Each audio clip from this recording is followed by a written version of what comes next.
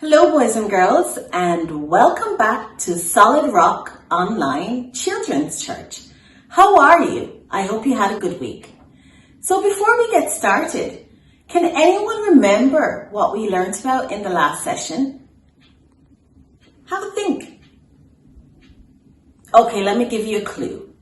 Sonia had two plants. One was real and one was fake.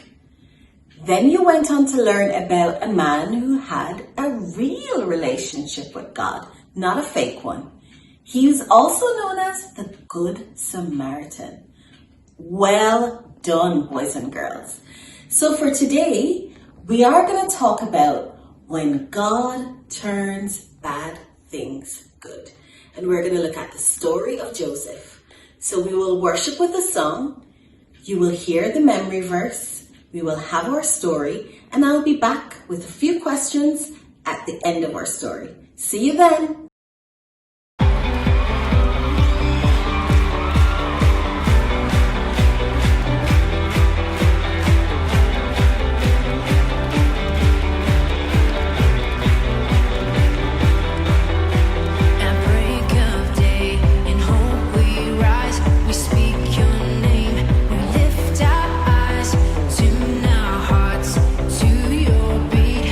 Where we walk, there you be.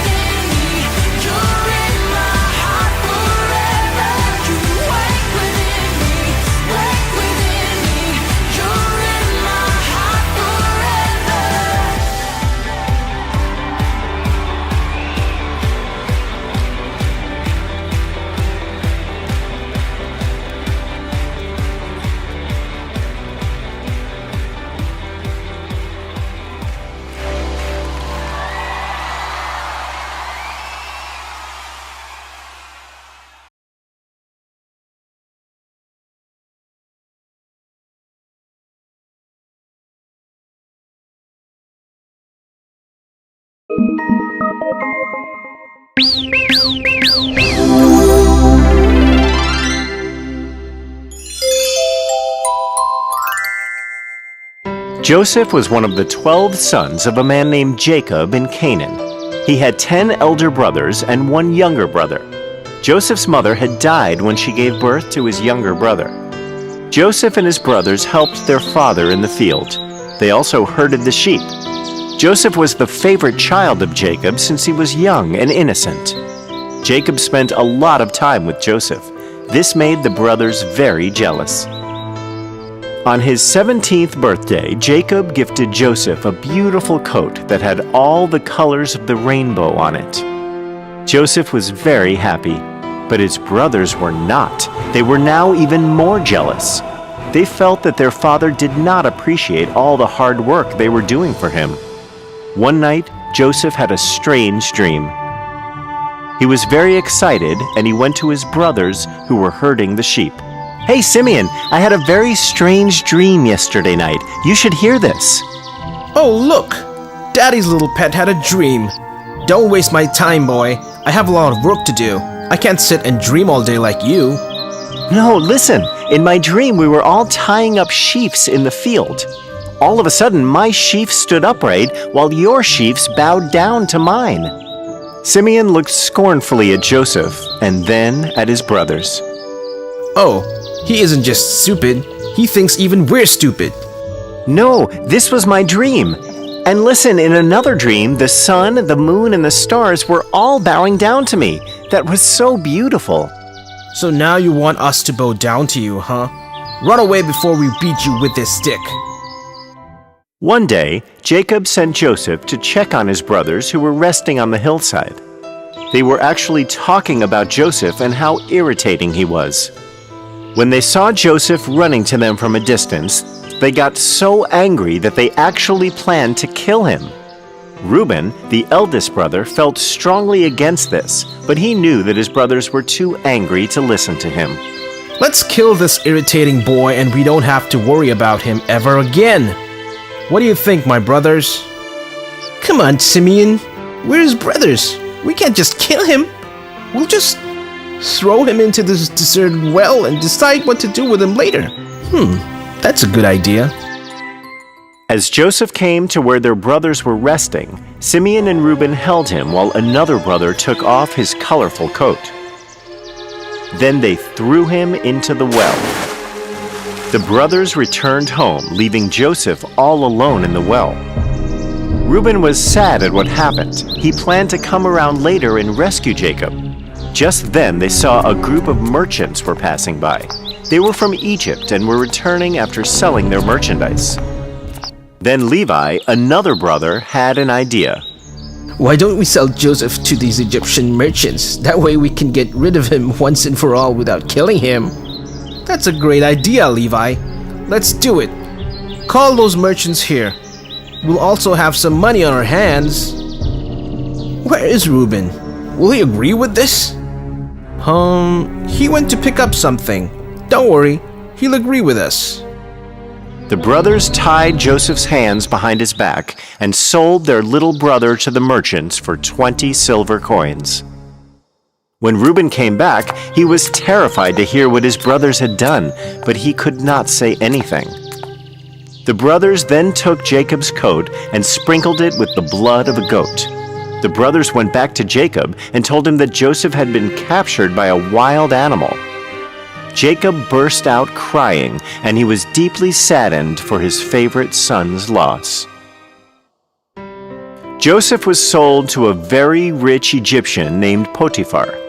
He was an assistant to the Pharaoh. Joseph was very intelligent and hardworking. He was also very handsome.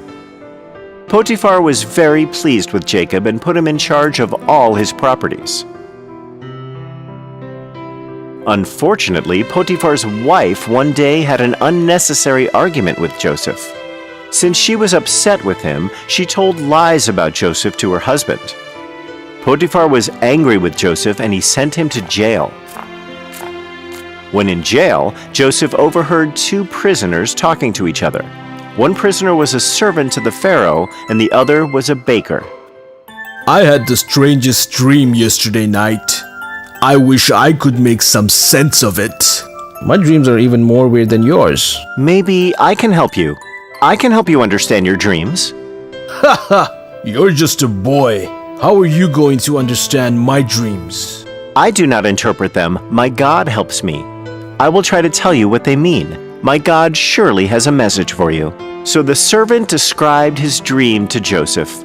Joseph listened to him carefully and told the servant that his dream meant he would be released from prison in 3 days and he would be taken back by the Pharaoh as his servant. Joseph asked the servant to remember him when meeting the Pharaoh and ask that he be released. 3 days later, the servant was released just like Joseph had predicted. But when he returned to the prison, he forgot all about Joseph, and because of this, Joseph remained in prison for 2 long years. One night, the Pharaoh had a strange dream and could not sleep.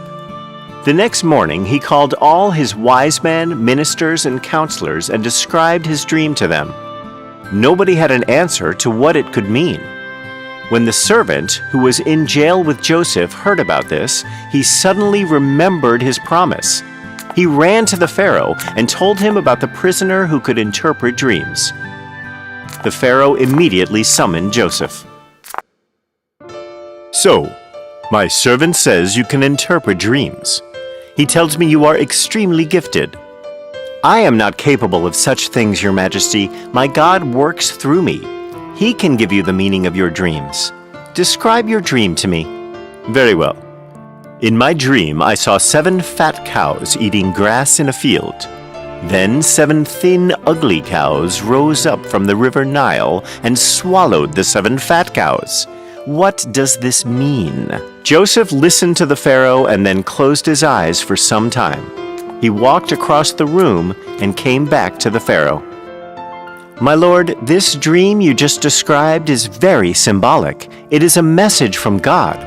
God is telling you that a great famine is coming. It will last for 7 years. There will be no food to grow, no rains. A lot of people will starve and die."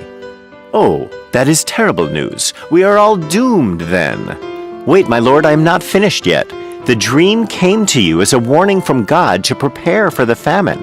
There will be 7 years of plenty before the famine. So you can store up on food grains and livestock and other supplies during this period.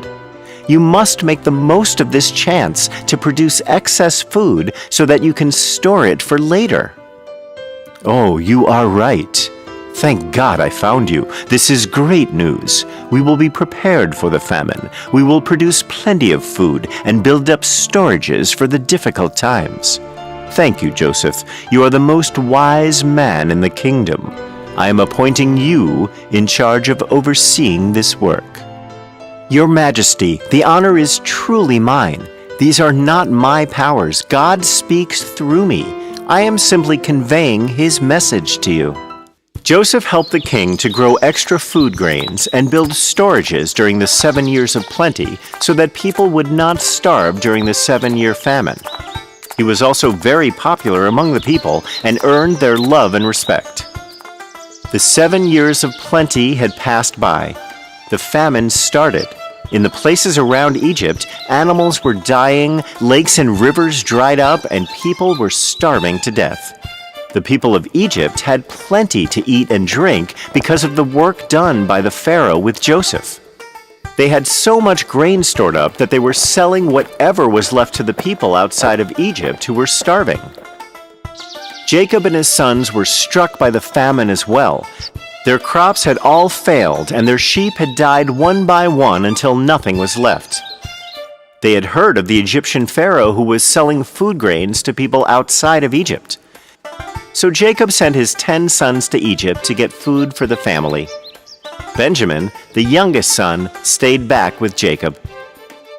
When the brothers reached the palace of the Pharaoh where the food grains were being distributed, they saw a royally dressed man sitting on a high chair and supervising the distribution of the food. They approached him. It was actually Joseph. But they did not recognize him since it had been 10 years since they had seen him. But Joseph recognized his brothers. He realized that they did not know it was him, and he kept quiet. His brothers greeted him and then bowed down in front of him, just like the dream he had had when he was a boy. Where have you come from? We are from a faraway land called Canaan. The famine has struck us badly. We are a family of 12, and we have come to buy some food grains. Our father is waiting for us at home.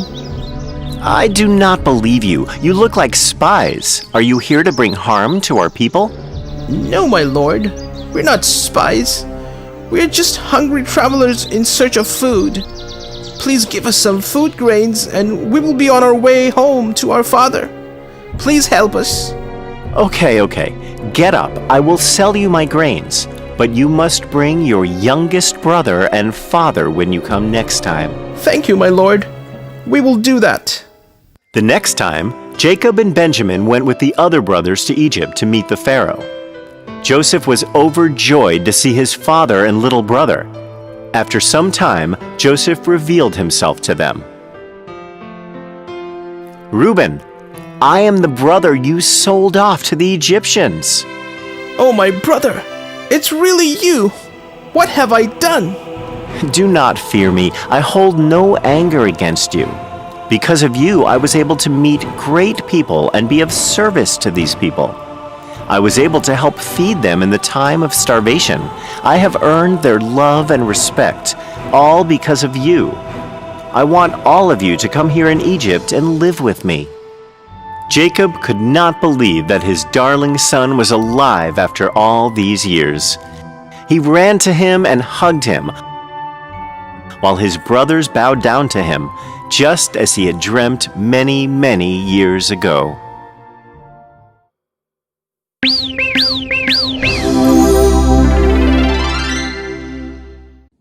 Welcome back, boys and girls. I hope you enjoyed our story. I'm going to ask you a few questions just to make sure that you have the main points of our story. So the first one, we talked about Joseph in our story. What was the name of Joseph's father? Jacob. If that's what you said, that's the correct answer. How many brothers did Joseph have? 11. Well done, boys and girls. He had 10 older brothers and 1 younger brother. So Joseph was his father's favorite. Do you know why? Because he was young and innocent. That doesn't feel very nice, though, for his other brothers. That made them very sad, angry, or happy. What do you think? Angry. That's absolutely correct. It made them very angry. Now, what did Jacob give to Joseph to show that he was his favorite? A multicolored coat. That is correct. So Joseph's brothers, they were so angry because he was the favorite that they wanted to hurt him. What did they do? They did a couple of things. 1, they tied him up. They threw him into a pit. And then 2, they sold him to some merchants. But Joseph had a special gift from God. Do you remember what it was? Yes, he could interpret dreams. He could tell the meaning of these dreams. So how did the bad situation turn to good? Because Joseph could interpret dreams, he used that gift to really help win the hearts of the leaders in Egypt. As a result, he was able to save his family and save a whole nation from famine. Well done, boys and girls. So in today's story, we know that Joseph didn't have an easy time. He was the favorite, but because he was his dad's favorite, that worked against him. His brothers, as we know, plotted to kill him and sold him. Can you imagine being stripped away from your dad, being stripped away from your brothers, in a strange place, you're a slave? That must have been really hard for Joseph. But all the time, he kept his faith firm in God.